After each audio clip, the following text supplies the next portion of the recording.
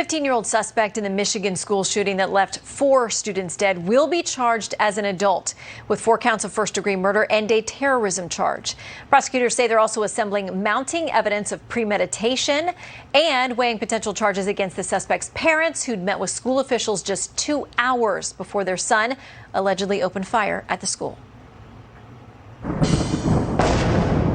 A suspect wanted for murder in the shooting death of a Temple University student in North Philadelphia on Sunday had previously been arrested and charged in a carjacking earlier this year, a case that was withdrawn by the city's district attorney's office. So let's dig a little deeper into America's crime crisis in tonight's lightning round with KTTH Seattle talk radio host Jason Rantz.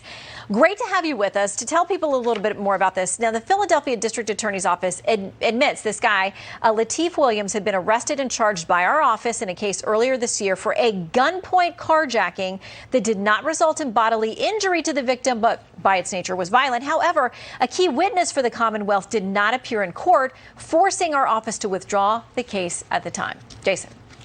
Yeah, I find it hard to believe that this entire case hinged on one particular witness. But what we tend to see time and time again, whether it's Philadelphia, New York, Seattle, or Waukesha, criminals get endless passes. If they're charged at all, they end up having felonies downgraded to misdemeanors. They get misdemeanors that are sometimes completely ignored. And instead of punishing these people who are clearly on the wrong path and have already gone way farther than that path that anyone should be comfortable with, we do restorative justice. We'll do art therapy, finger painting, because we don't think that jail is the right move, because the criminal justice system is systemically racist. It needs to be dismantled because it's a system of oppression. And while they're doing that, while activists are basically choosing to go down this pathway of being just ideologues at the expense of public health, public safety, people are dying. People are getting injured. People are getting terrorized, and it's wrong, and we need to course correct. Well, and apparently the suspect in this case is just 17 years old, and there's some breaking news there locally in Philly tonight that apparently he's turned himself in, so we'll track that case. Now, to blacklivesmatter.com on Black Xmas or Christmas. They say they don't want anyone spending money with white companies from November 26th to January 1st. They say Black Xmas challenges us to shake off the chains of consumerism and step fully into our own collective power to build new traditions and run an offense as well as a defense. Let's harness our economic power to disrupt white supremacist capitalism and build Black community. Black Xmas is about being self-determined and dismantling existing structures by building new and more viable, beneficial ones. Jason. Yeah, it's almost like there are no Black employees at these white-owned businesses.